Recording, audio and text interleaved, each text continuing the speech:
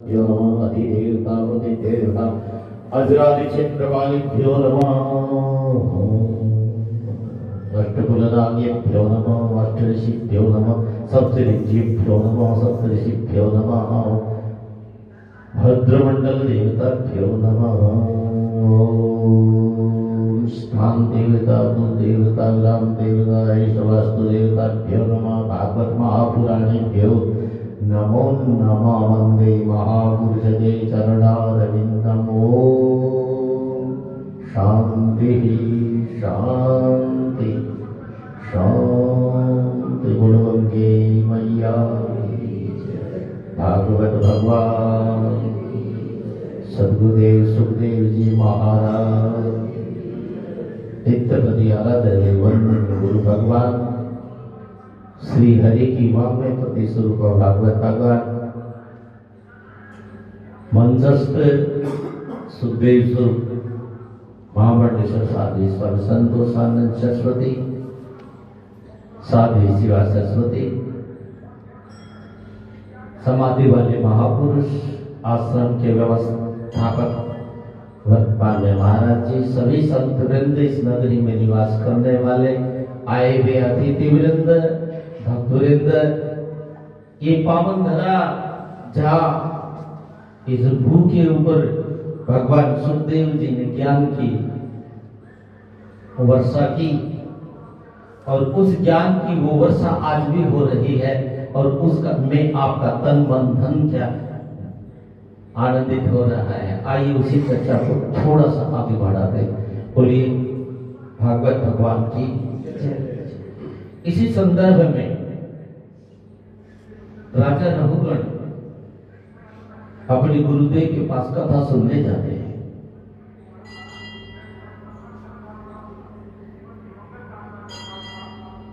आत्मा का बोध के लिए जाते हैं। आप भी कथा सुन रहे हैं। आज की पावन चर्चा में आपने कई बार सुना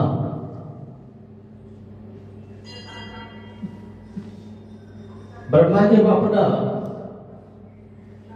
आदि जानने के लिए उद्यत हुए तो न जान पाए। आकाशवाणी भी तपह तपह तप करो और जब उन्होंने बहुत तप किया तब भगवान विष्णु प्रकट हुए और उन्होंने चतुश्लोकी भागवत का उपदेश दिया। हम विवासमेवाग्रे नन्यद्यथ परम पश्चादहं यद्यतच्चयो अवशिष्यते सो अस्म्यहम्। प्रथम हृदयते प्रतीयेतेन प्रतीयेते चात्मे तद्विद्यात्मनो माया यथा भाषो यथा तमो। दूसरा श्लोक यथा महन्ति भूतानि भूतेषु चावचेतनु प्रविष्टानि अप्रविष्टानि तथा तेषु न तेषु हम। तीसरा श्लोक एतादेव जिज्ञासं तत्र जिज्ञासवान्मनः अन्वव्यतिरेकाभ्याम यस्यात् सर्वत्र सर्वदा बोलो वृंदावन बिहारी लाल की जय। चार यहाँ चार का बहुत बड़ा महत्व है। वेद चार है, उपवेद चार है, पुरुषार्थ चार है, धर्म अर्थ काम मोक्ष, अवस्थाएं चार है। जागृत स्वप्न सुषुप्ति और चौथी अवस्था जिसका नाम तुर्य है, जिसको ब्रह्म ज्ञान भी कहते हैं, जिसको आत्म बोध भी कहते हैं और उसी के लिए ये मनुष्य शरीर मिला है और उसी के लिए सत्संग सुना जाता है। आज तक जिसने सुना और जिसका सत्संग सुनना सफल हुआ उस अवस्था का नाम है तुर्य अवस्था, आत्मिक बोध। शास्त्रों ने ज्ञान के आंतरिक साधनों में से श्रवण मनन निधिध्यासन कहा है। तीन साधन ज्ञान के आंतरिक, उसमें जो पहला साधन है उसका नाम है श्रवण, भगवान की कथाओं को सुनना। लेकिन यहाँ शास्त्र श्रवण का सार निकाल करके ये कह रहा है कथम श्रवणम। श्रवण कहते किसको है? कहते श्रवण उसको कहते हैं अखिलानाम वेदांतानाम शास्त्रेषु ब्रह्मात्मैकः धी इति श्रवणम भवेत्।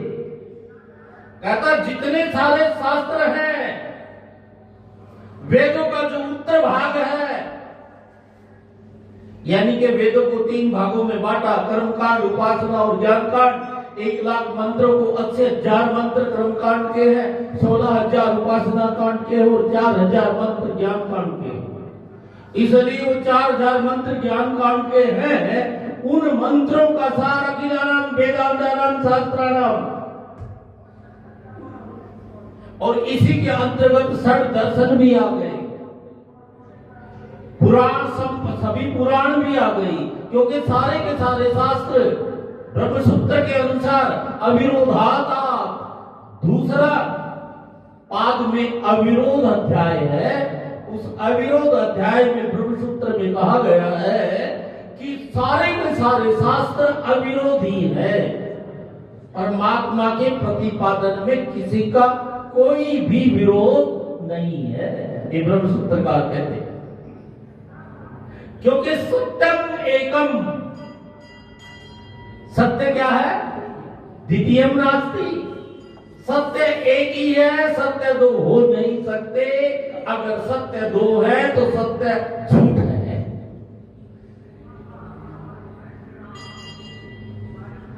और उसी सत्य में सृष्टि क्रम में आपने महाराज श्री के श्री मुख से सुना,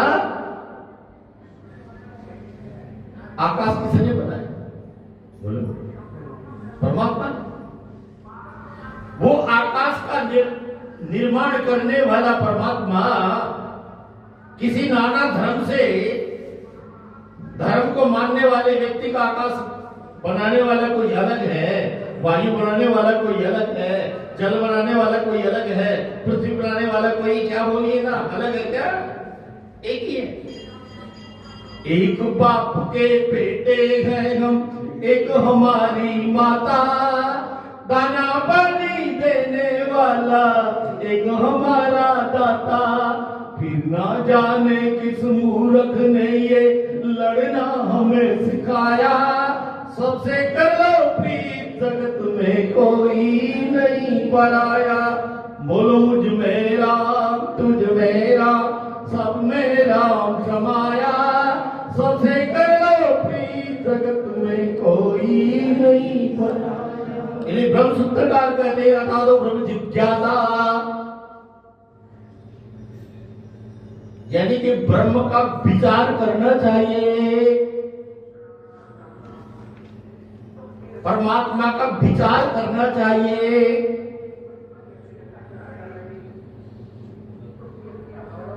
इच्छा नहीं, यहां जिज्ञासा का अर्थ इच्छा नहीं है।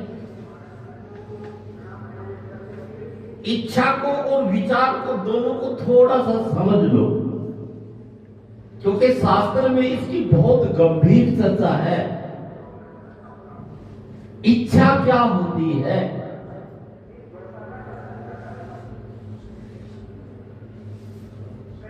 क्योंकि आपकी ये हालत इच्छाओं ने कर रखी है।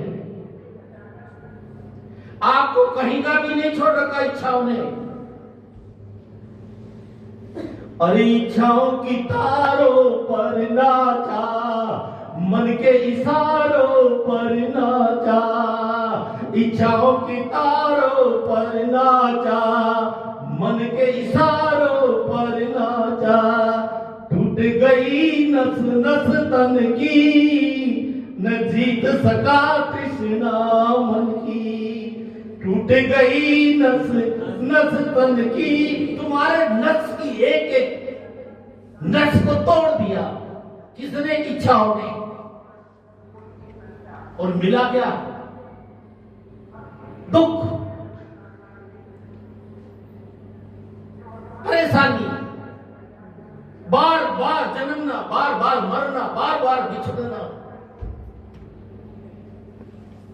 दुखालय शाश्वतम। इच्छाओं में सुख हो ही नहीं सकता।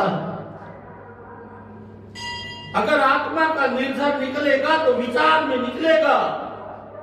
आचार्य शंकर से पूछा भवरोग साधो को, कहने लगा ये बहुत बड़ा रोग भवरोग क्या है? कहने लगा इच्छा, संसार की इच्छा, संसार एवं इच्छा।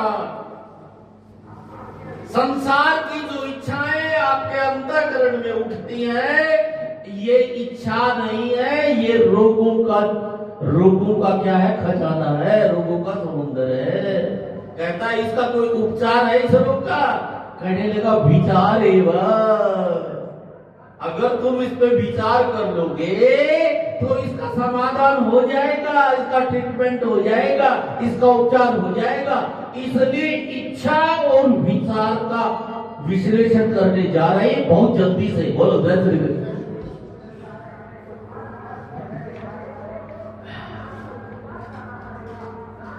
देखो, इच्छा उसे कहते हैं जो जन्म जन्मांतर का, आज से जब से सृष्टि उत्पन्न हुई है,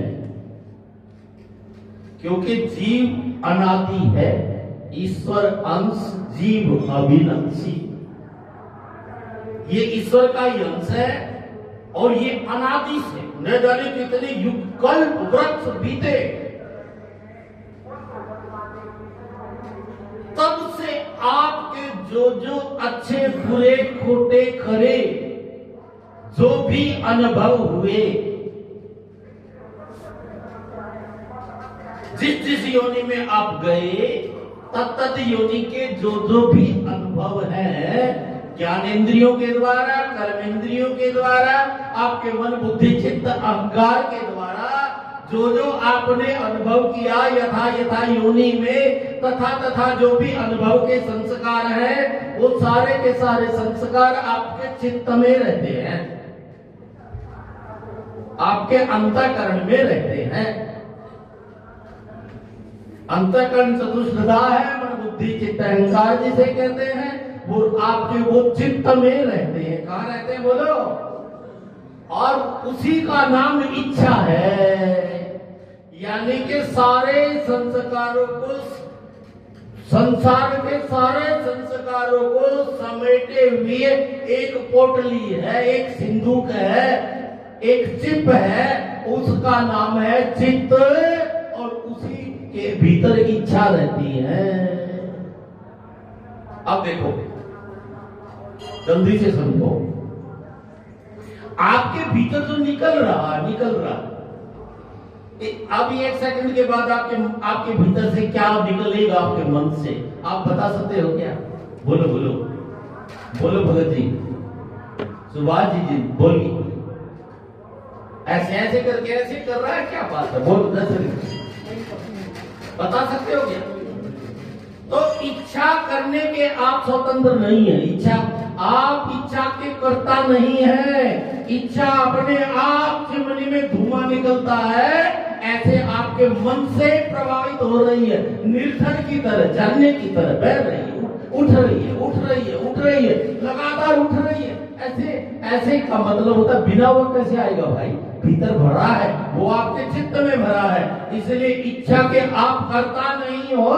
इच्छा स्वतंत्र सत्ता है जो आपके चित्त से निकल रही है।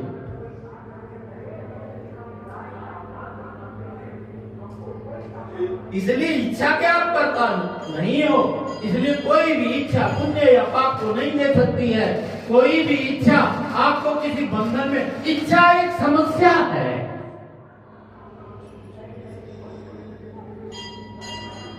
एक उलझन है। वो पुण्यगामी और पापगामी तब होती है जब उस इच्छा को मन के द्वारा, इंद्रियों के द्वारा और क्रिया पर्यंत तक ले जाया जाता है, तब वो आपकी इच्छा पाप या पुण्य को देने वाली होती है। अन्यथा कोई भी इच्छा आपके चित्त में उठे, न वो पाप को देने वाली है और न पुण्य को देने वाली है। इच्छा के आप कर्ता नहीं हो। इच्छा उठ रही, पता भी नहीं, अज्ञात है वो। अब क्या इच्छा उठ रही है, थोड़ी देर में क्या उठ जाएगी, फिर क्या उठ जाएगी। बोलो जैसे निकले। अगर थोड़ा तुम विचार करोगे तो पागल हो जाओगे, क्या क्या निकल रहा है भीतर से।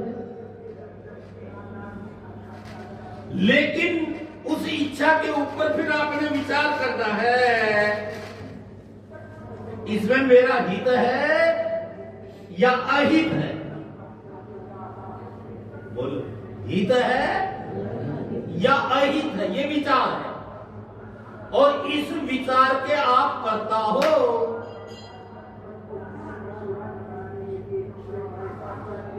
इच्छा चित्त से उठती है, विचार बुद्धि से उठता है। संकल्प और विकल्प मन से उठता है,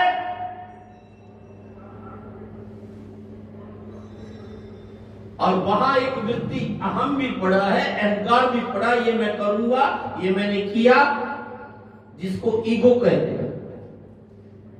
मैं करने वाला, आई एम समथिंग। इसलिए इच्छा में और विचार में बहुत अंतर है।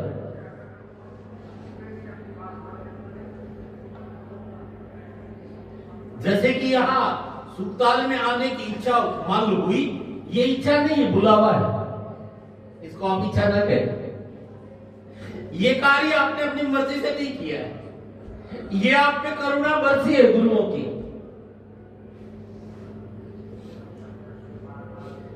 माता पिता गुरु प्रभु की वाणी बिना विचार किए शुभ जानी। कहता विचार ही नहीं करना, बस महाराज का आदेश हो गया, महाराज ने बुला लिया, आ गए।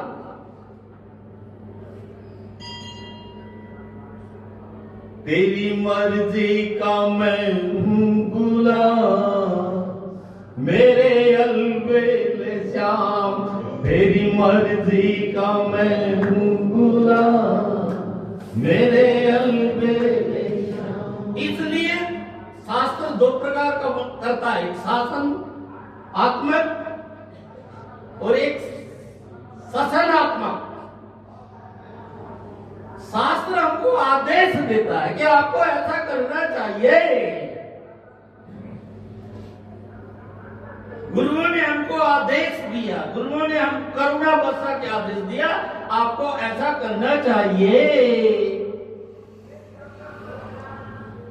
इसको विचार कहते हैं। शास्त्र का विचार करके गुरुओं ने निर्णय निकाला, महापुरुषों ने निर्णय निकाला, और आपके लिए मक्खन बिलो के निकाल करके कोई झगड़ा झंझट नहीं, और आपको कहा इसको खा जाओ। इसको क्या कर लो, बोलो खा जाओ। कौन सा क्या निकाल लिया? ज्ञान। सब मत के ज्ञान निकाल लिया, आपके लिए बहुत शॉर्टकट रास्ता बना दिया। अब देखो क्या है, कैसे निकाला, देखो ऐसे निकाला। अहम मेवाग्रे। भगवान कहते हैं कि सबसे पहले मैं ही था। किसकी चर्चा? मैं बोलो, मैं ही था।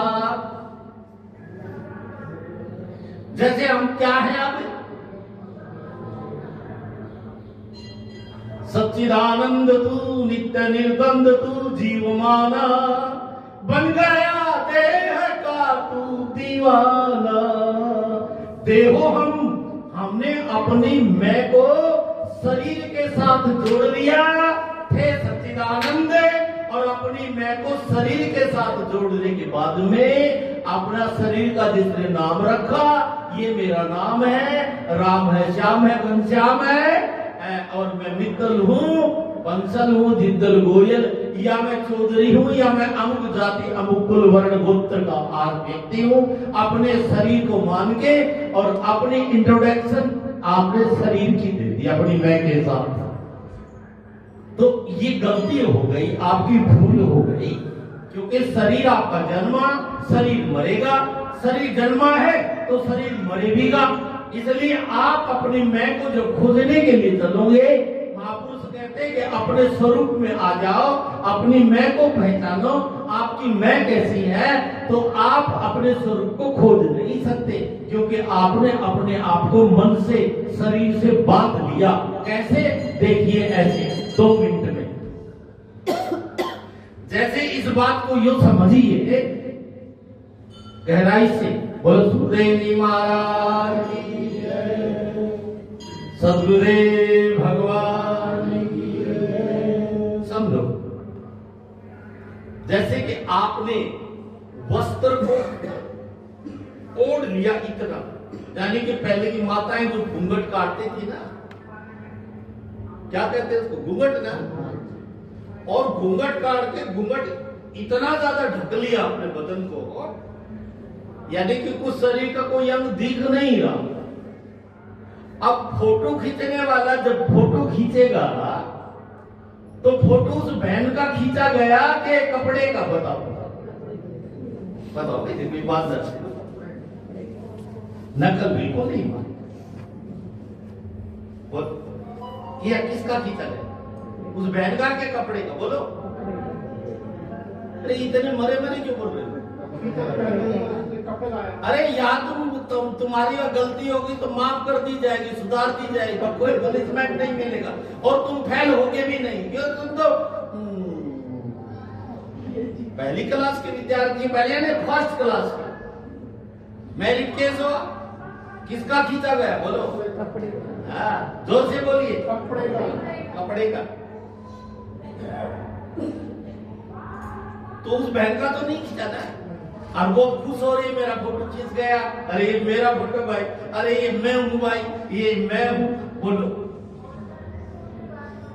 अरे बोलिए। इसी प्रकार से तुम भी इस मोबाइल से फोटो खींच खींच करके अपनी ईगो के इतरा रहे हो। ये तुम्हारे मैं के फोटो नहीं है, ये तुम्हारे शरीरों के फोटो हैं, और ये तुम्हारे शरीरों के फोटो झूठे हैं भैया, विनाशील है। अविनाशी की खोज करो, तुम्हारे भीतर एक अविनाशी तत्व है जिसको आत्मा कहते हैं, जिसको सच्चिदानंद आनंद कहते हैं। अपनी मैं को नो, प्लस और माइनस से हटा करके बिल्कुल प्योरिटी के अंदर लाइए।